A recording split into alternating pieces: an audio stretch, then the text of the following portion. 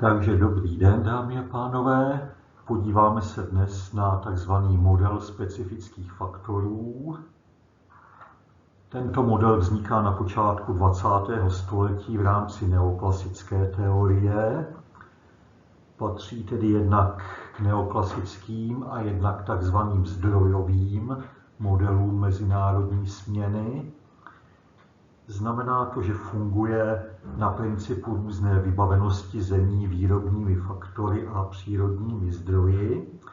Když má tedy některá země třeba víc půdy, bude se asi specializovat na tvorbu zemědělských výrobků a podobně. Autory jsou tedy Samuelson a Jones.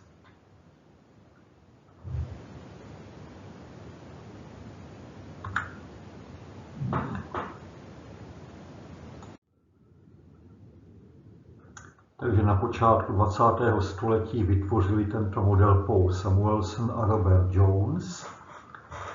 Paul Samuelson je autorem mnoha učebnic ekonomické teorie, jeho jméno je dost známé.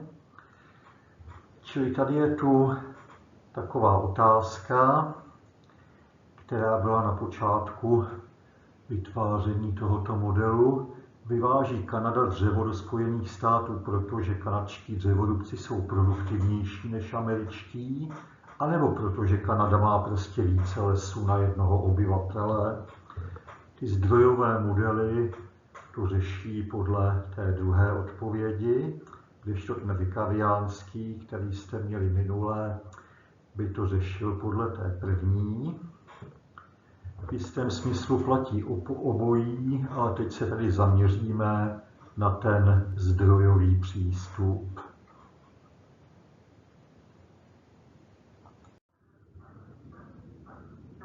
Teď se podíváme na příčiny vlivu mezinárodní směny na rozdělování důchodů. To je také určité novum.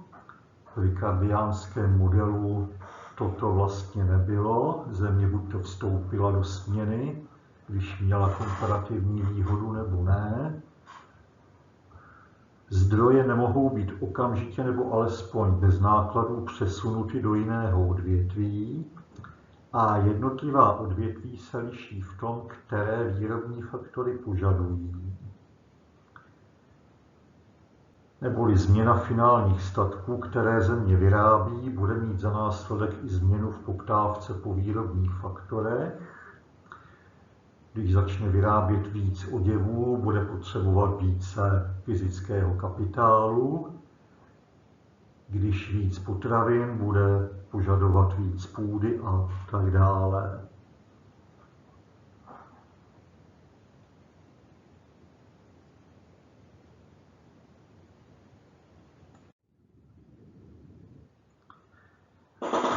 Teď si víc přiblížíme předpoklady modelu specifických faktorů. Takže světová ekonomika se skládá ze dvou zemí, nazveme si je A a B. V každé z nich se vyrábějí dva finální statky, Q1 a Q2. Mohou to být třeba oděvy a potraviny. Dále pak obě země jsou vybaveny dvěma specifickými faktory, to bude kapitál a půda, a jedním mobilním faktorem, to bývá nejčastěji práce. Čili specifický faktor, třeba kapitál, se používá jen ve výrobě, dejme tomu, oděvů, Q1, a specifický faktor půda zase jen ve výrobě Q2, tedy potravin, kdežto mobilní faktor se používá v obou odvětvích.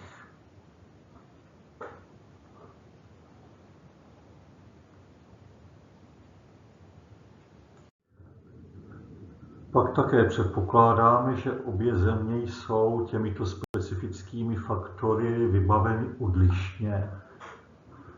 Dejme tomu, že třeba země A bude mít relativně více kapitálu a země B zase půdy. Pak je tu předpoklad, že výnosy z rozsahu produkce obou finálních statků jsou klesající. V ricardiánském modelu byly konstantní. Pak tedy práce je homogenní, to znamená, nejsou vyžadovány žádné speciální znalosti a dovednosti. Jiné třeba ve výrobě oděvů a ve výrobě potravin. Nemusí se nijak přeškolovat ti pracovníci, když přecházejí z jednoho odvětví do druhého. Pak je důležité také to, že specifičnost faktorů platí v krátkém období. A obě země používají přibližně stejné technologie. Nemusí být úplně stejné, ale obtížně by se tento model aplikoval například na směnu mezi Kanadou a Nigérií.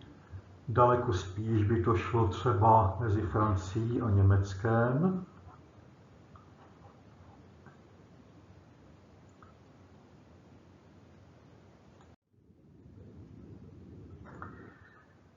Tak ukážeme si teď produkční funkce pro výrobu průmyslových statků, to jest třeba těch oděvů v prvním odvětví.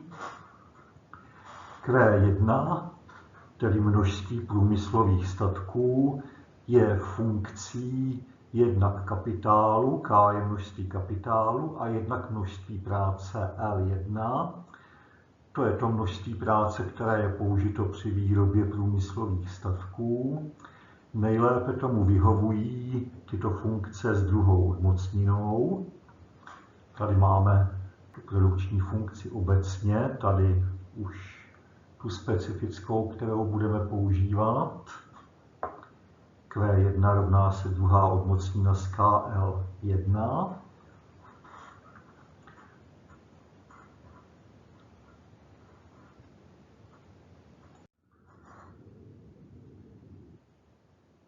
Analogicky i v druhém odvětví ve výrobě potravin budeme používat podobnou funkci. Obecně množství potravin Q2 je funkcí množství půdy v zemi T a také množství práce použité při výrobě potravin L2. Použijeme tu funkci Q2 rovná se druhá odmocnina z TL2.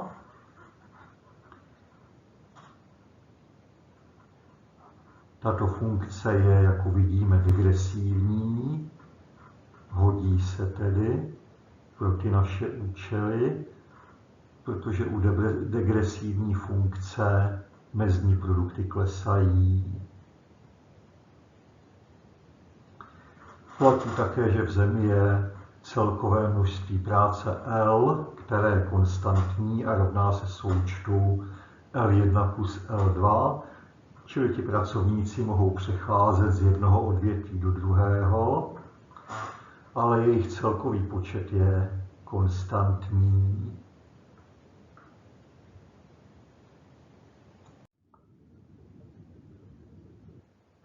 V obou odvětvích má produkční funkce stejné vlastnosti. Je tedy degresivní, jak jsme si říkali. Stoupá takhle pomalu, stále pomaleji nahoru, jakoby k nějakému vrcholu. Tomu odpovídá klesající charakter funkce mezního produktu, jak tady vidíme. Máme to na příkladu prvního odvětví, ale to též by platilo i pro MPL2, také by byla klesající a produkční funkce by měla tuto degresivní podobu.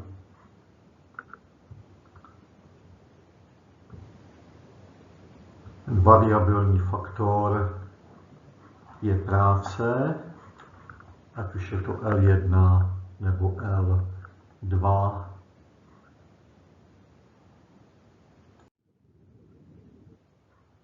Tak napřed si ukážeme odvození rovnice hranice výrobních možností matematicky, pak tedy na grafu. Čili máme dány dvě produkční funkce Q1 a Q2, které jsou velmi podobné. V prvním kroku si vyjádříme L1 a L2 z těchto dvou rovnic, čili nám vyjde L1 rovná se Q1 na druhou lomeno K. L2 rovná se Q2 na druhou lomeno T a víme, že jejich součtem je konstantní množství práce L. Tedy L1 plus L2 rovná se L. Za tyto první dva členy dosadíme pravé strany těchto rovnic, čili Q1 na druhou lomeno K místo L1, Q2 na druhou lomeno T místo L2, jejich součet tedy musí dát L. A tento výraz už vlastně jen upravíme do té závěrečné podoby, kterou vidíme vpravo dole. Neboli Q2 rovná se druhé odmocnění z výrazu TL minus T lomeno K krát Q1 na druhou. A to je rovnice hranice výrobních možností.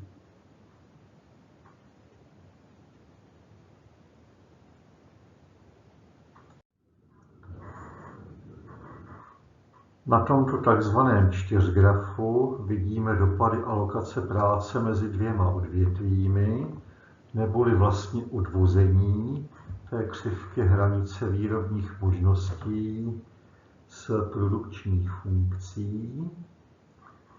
Vycházíme tedy z toho, jak jste si minule říkali, že má-li země určité konstantní množství faktorů, pak hranice výrobních možností ukazuje kombinace alternativního využití těchto faktorů v tom smyslu, že je možné vyrobit určité kombinace dvou zboží, které země vyrábí, Q1 a Q2, a že tedy pro každý bod této hranice výrobních možností platí, že by se při něm využily všechny dostupné výrobní faktory. Tak máme tu dvě produkční funkce. U prvního a u druhého statku obě mají degresivní charakter, akorát ten graf je jakoby otočený, tak to z toho není úplně jasně vidět. Pak tu máme přímku alokace práce a samotnou hranici výrobních možností. Veškerá práce může být, dejme tomu, umístěna v odvětví 2, to by byl tento bod dané přímky. A mezi těmi body 1, 2, 3 a tak dále se přesouvá do prvního odvětví. V tomto bodě na té svislé ose by byla veškerá práce soustředěna v prvním odvětví.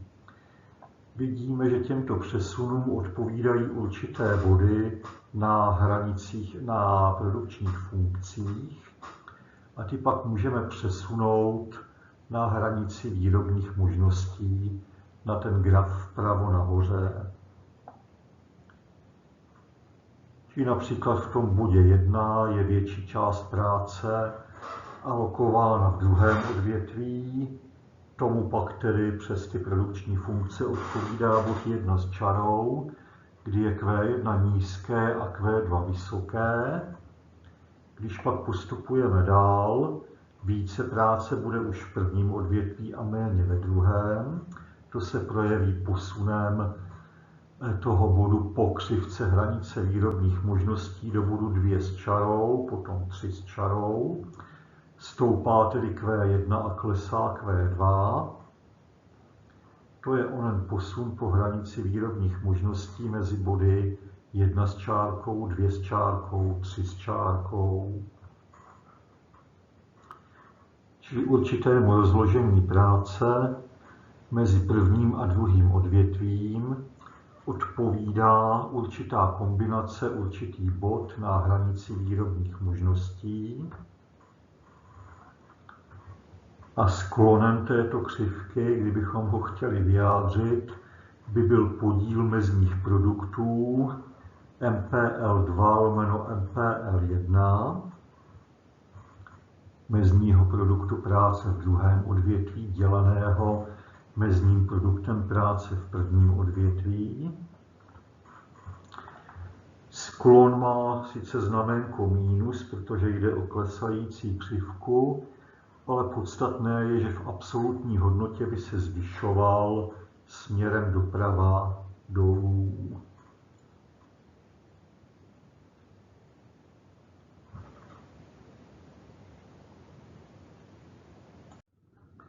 Takže když si to shrneme, nejdřív je tu přesun množství práce z odvětví 2 do odvětví 1,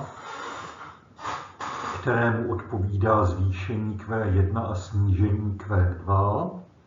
Tomu tedy odpovídá posun doprava dolů po křivce výrobních možností z bodu 1 s čarou do bodu 2 s čarou a 3 s čarou. Tento posun je doprovázen zvýšením sklonu hranice výrobních možností.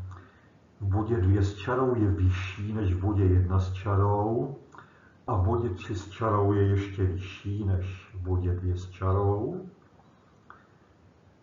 A tímto směrem doprava dolů klesá mezní produkt práce v prvním odvětví, protože roste Q1. Naopak roste mezní produkt práce ve druhém odvětví, protože klesá Q2. Znamená to, že jejich podíl MPL2 lomeno MPL1 se v absolutní hodnotě zvyšuje.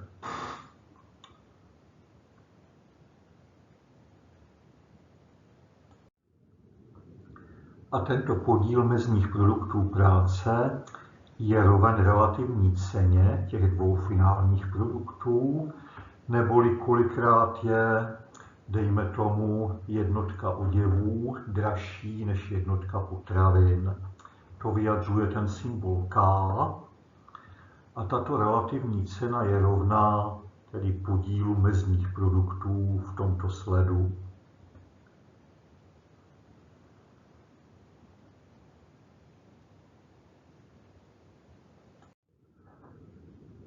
Přejdeme tedy na rovnováhu v tomto modelu specifických faktorů, neboli na to, čemu budeme říkat výrobní optimum.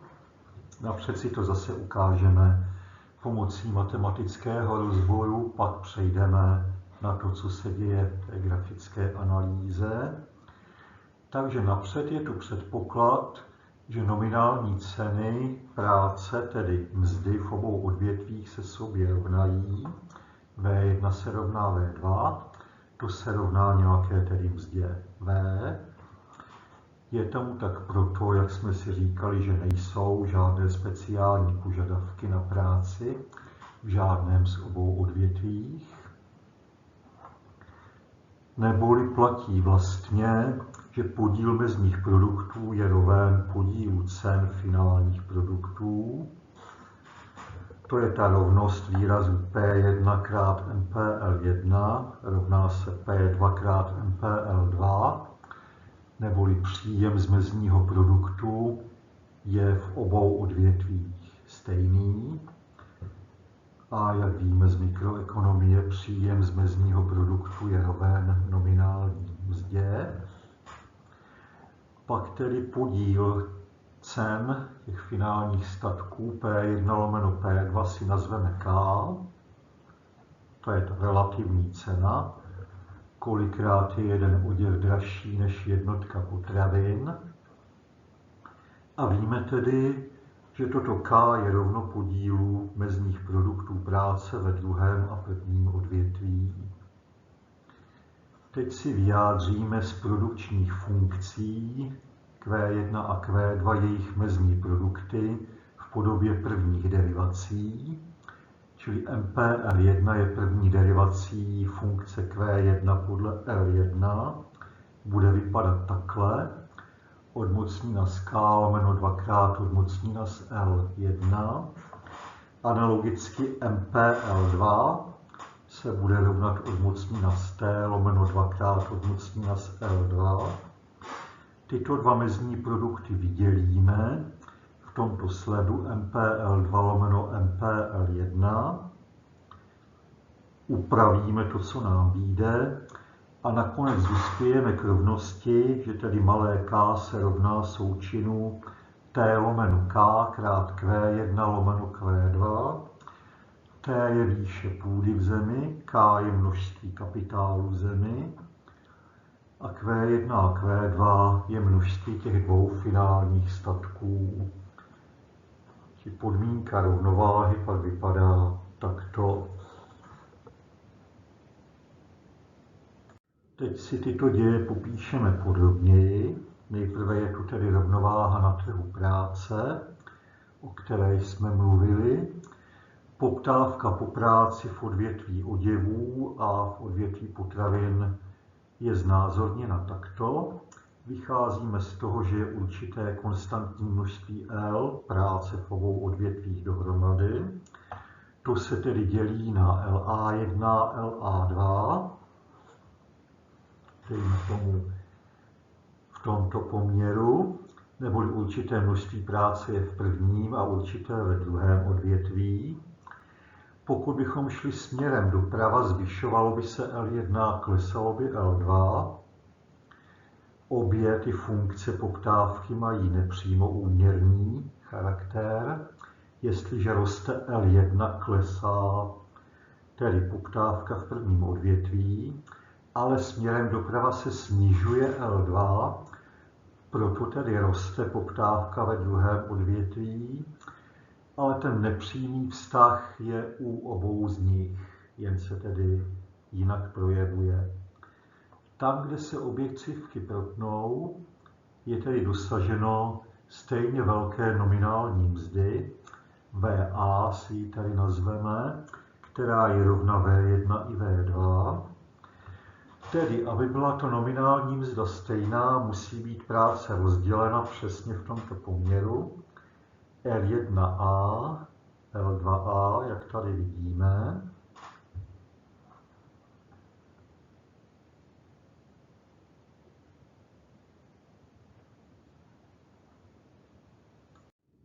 V tom bodě rovnováhy při rovnovážné ceně VA se tedy rovnají příjmy z mezních produktů v obou odvětvích. Neboli musí platit, jak jsme si říkali, rovnost P1 krát MPL1 a P2 krát MPL2. Takže z toho můžeme odvodit, už jsme to vlastně udělali, že relativní cena je rovna podílu mezních produktů práce.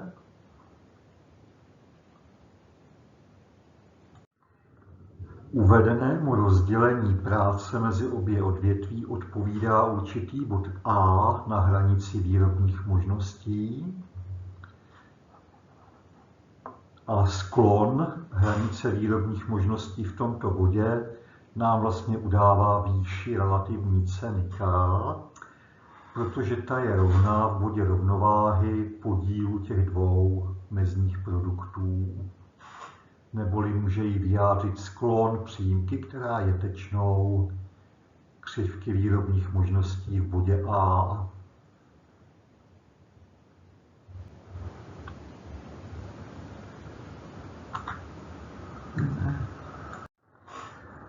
Tato situace odpovídá takzvanému výrobnímu optimu, neboli při rovnováze na trhu práce je dosaženo výrobního optima, to jest výrobci alokují zdroje tak, že dosahují maximálního čistého výnosu, tedy ekonomického zisku, a vyrábí se tedy tato optimální kombinace v bodě A.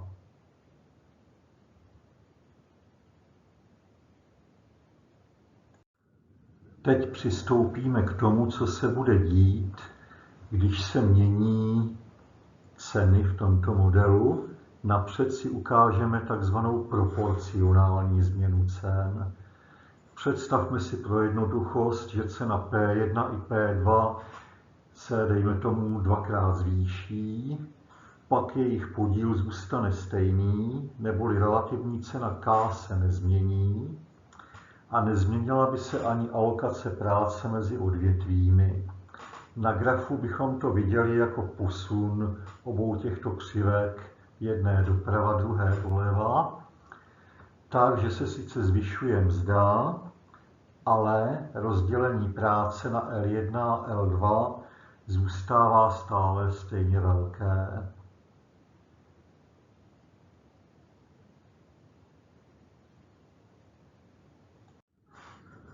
Zvýší-li se ceny obou statků proporcionálně, to znamená o stejný počet procent, dejme tomu P1 o 10%, P2 o 10%, nezmění se alokace práce mezi odvětvími. To znamená, nezmění se ani sklon hranice výrobních možností, a tedy ani relativní cena. Na tom grafu, který jsme si ukazovali, bychom stále byli v bodě A.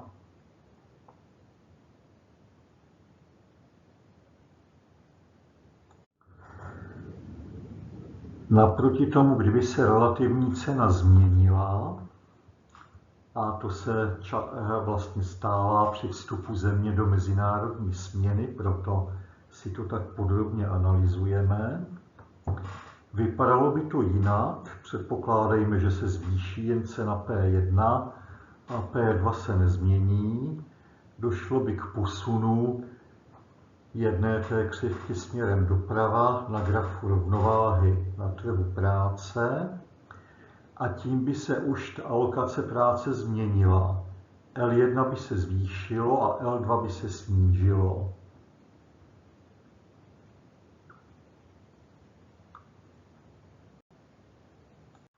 V takovém případě by došlo i k posunu po hranici výrobních možností. Bude se vyrábět víc oděvů a méně potravin. Víc práce je v prvním odvětví, méně ve druhém. Neboli zde dojde k posunu po křivce výrobních možností z bodu A do bodu B. Q1 se zvýší z QA1 na QB1. Q2 se naopak sníží z QA2 na QB2.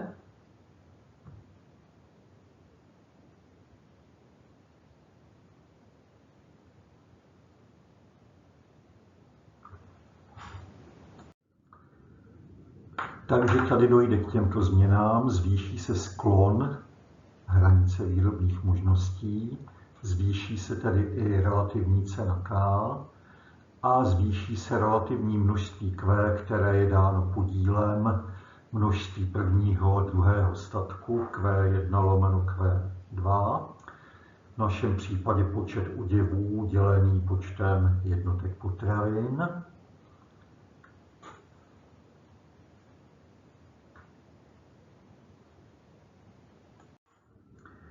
Tak z toho můžeme odvodit funkci relativní nabídky RS, která ale bude mít tentokrát jiný tvar než v ricardiánském modelu. Teď to nebude schůdek, ale přímka, lineární funkce, vycházející z počátku. Na obou osách máme tedy relativní množství a relativní cenu. K jako podíl P1 ku P2, Q jako podíl Q1 ku Q2. A vyšší relativní ceně odpovídá vyšší relativní množství, jak jsme si ukázali na tom grafu hranice výrobních možností.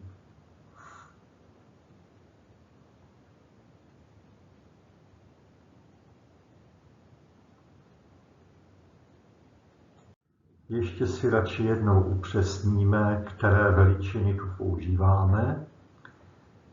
Takže relativní množství v zemi A je podíl počtu jednotek prvního statku dělený počtem jednotek druhého statku.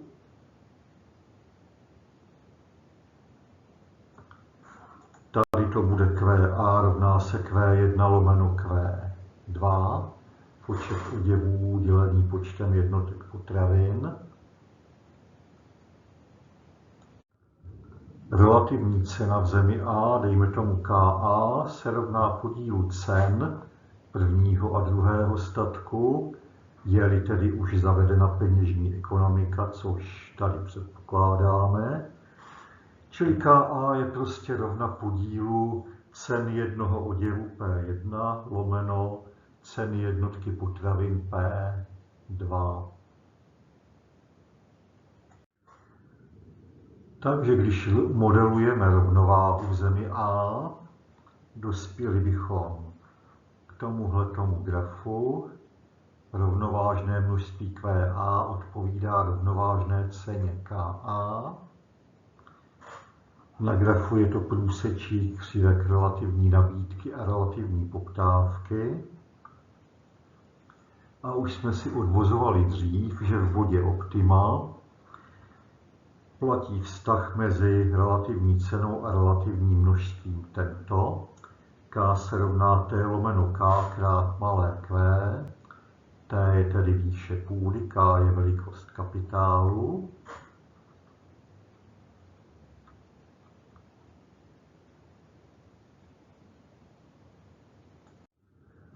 Pokud se tedy přesuneme do mezinárodní oblasti, do světové rovnováhy a pokusíme se ji vyjádřit v modelu specifických faktorů, vypadalo by to nějak takhle. Funkce relativní poptávky je pro obě země stejná, ale mají různé funkce relativní nabídky, čili bude relativní nabídka pro zemi A pro zemi B, bude vyjádřena těmito dvěma přímkami.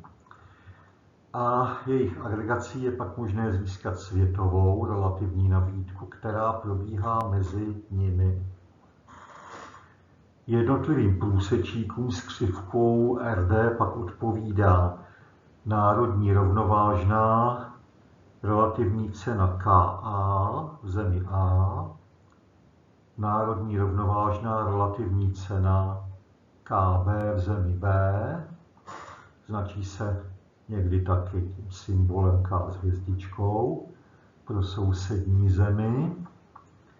A mezi nimi se utváří světová relativní cena K se stříčkou nebo KS, která by odpovídala relativní ceně v mezinárodní směně mezi těmito dvěma zeměmi.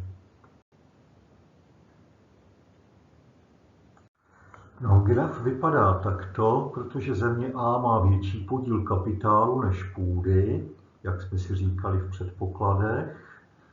Bude se tu vyrábět tedy více toho prvního statku ve srovnání se zemí B.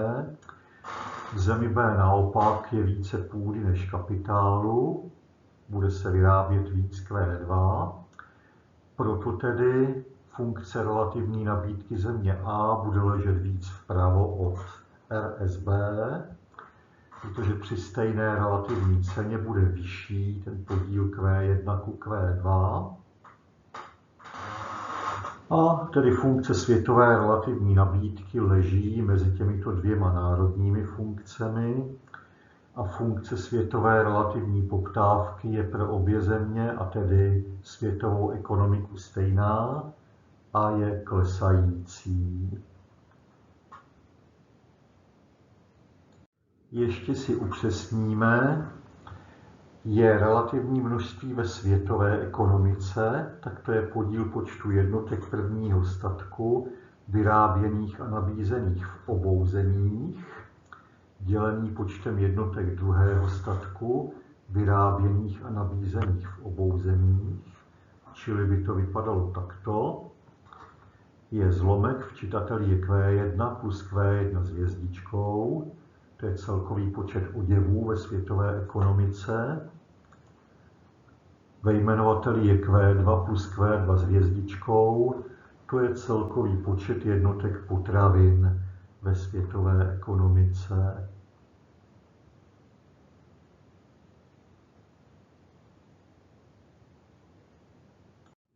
A ve světové ekonomice se tedy objevují tyto relativní ceny.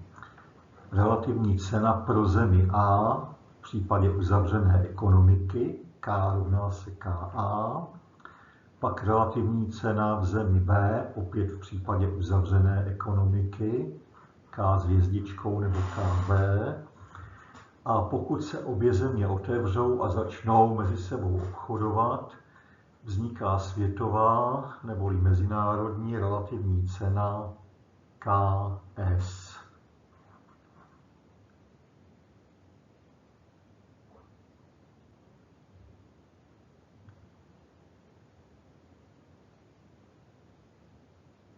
Tak zavedeme si tu pojem linie neboli přímka stejné hodnoty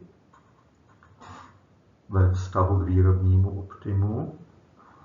Předpokládejme, že hranice výrobních možností země je tato. Relativní cena je dána sklonem přímky, která prochází tímto bodem, sklonem tečny v bodě Z. A může být víc tedy takových přímek s tímto sklonem, ale pouze jedna z nich je tečnou hranice výrobních možností.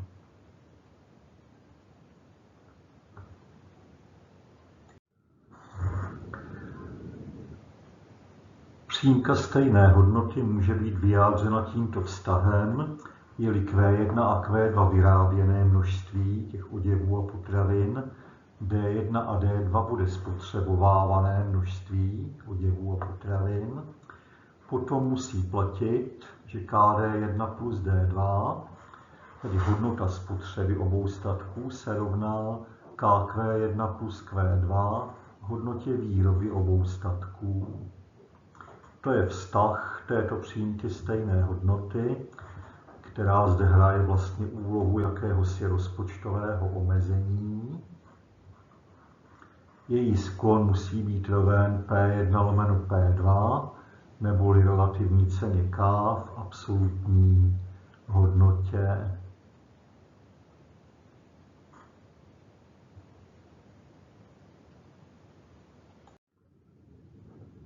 Takže přímka stejné hodnoty vyjadřuje rovnost hodnoty vyrobených a spotřebovávaných statků v dané zemi a současně umožňuje znázornit velikost exportu a importu této země.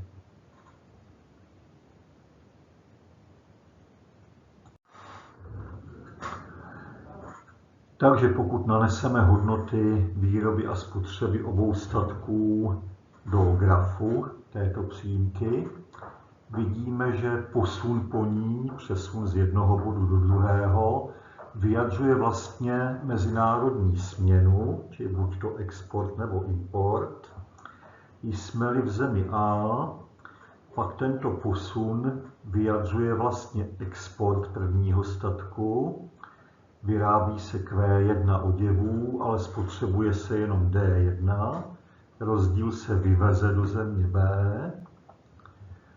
Naopak vyrábí se Q2 jednotek potravin, ale spotřebuje se D2, to jest musí se ten rozdíl dovést třeba ze sousední země B. To by byl dovoz, ten by byl vyjádřen zase rozdílem D2 minus Q2. Neboli posun mezi těmito dvěma body vyjadřuje vlastně také export a import, buď to oděvů nebo potravin v dané zemi.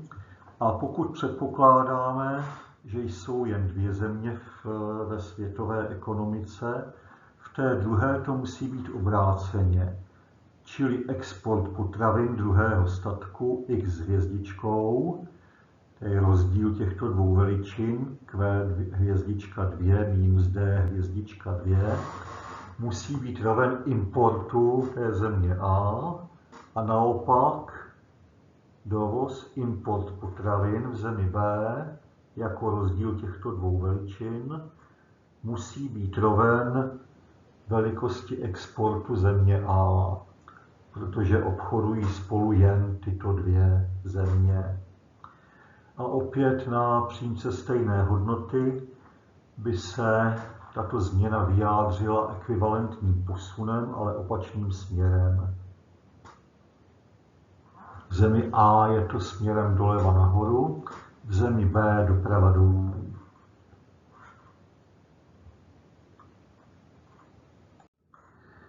Jaké budou tedy dopady mezinárodní směny v zemích A a B?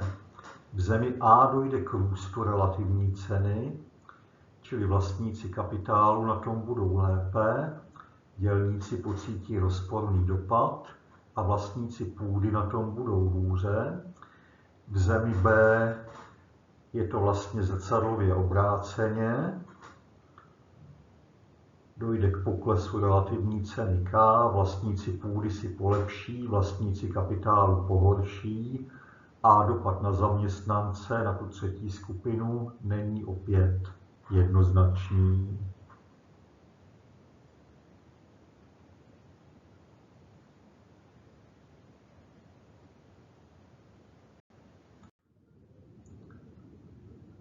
Vyjádříme-li to trochu obecněji, dopady mezinárodní směny v modelu specifických faktorů vypadají takto. Tato směna zvýhodňuje specifický faktor v odvětví exportu, to je kapitál v zemi A, půda v zemi B, a znevýhodňuje specifický faktor v odvětví importu, tedy v zemi A půdu, v zemi B kapitál. Na mobilní faktor dopadají rozporné efekty, záleží na příslušnosti k odvětví, to je tedy práce v obou zemích.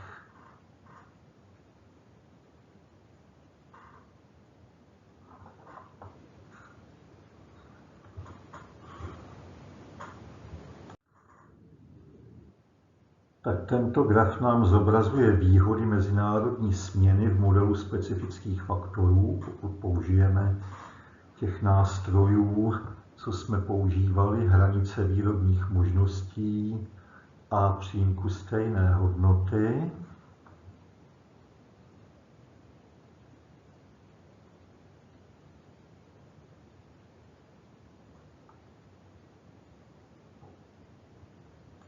Takže před zahájením mezinárodní směny je bodem optima výroby i spotřeby bod 2.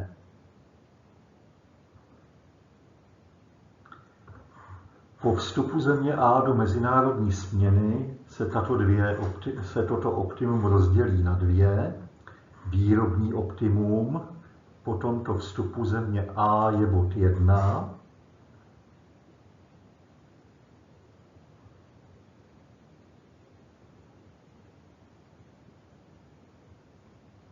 Spotřební optimum této země je poté bod 3, který leží, jak vidíme, vně hranice výrobních možností, čili v uzavřené ekonomice není dostupný.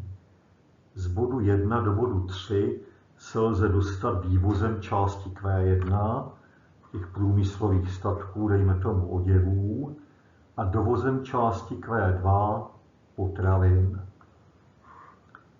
Výhoda této směny vyplývá tedy z toho, že je možné se dostat vně hranici výrobních možností v otevřené ekonomice.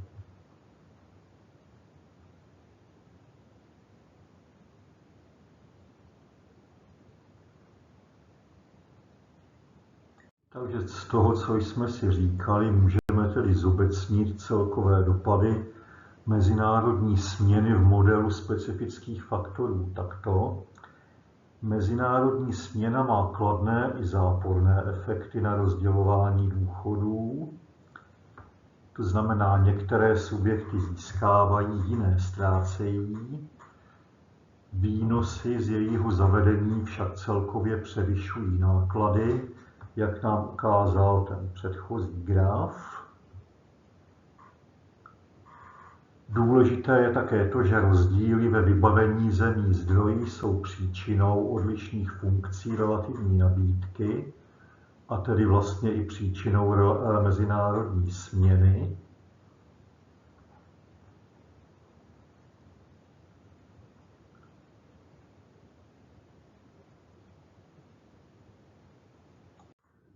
Dále pak platí, že majitelé z faktorů specifických pro exportní odvětví získávají, majitelé faktorů specifických pro importní odvětví ztrácejí a majitelé mobilních faktorů mohou získávat i ztrácet. Na závěr spíš tedy takové doporučení Paula Samuelsona. Lepší je, když ti, co získávají, nějakým způsobem kompenzují ty, co ztrácejí, než alternativa bez mezinárodní směny. Dámy a pánové, děkuji vám za pozornost.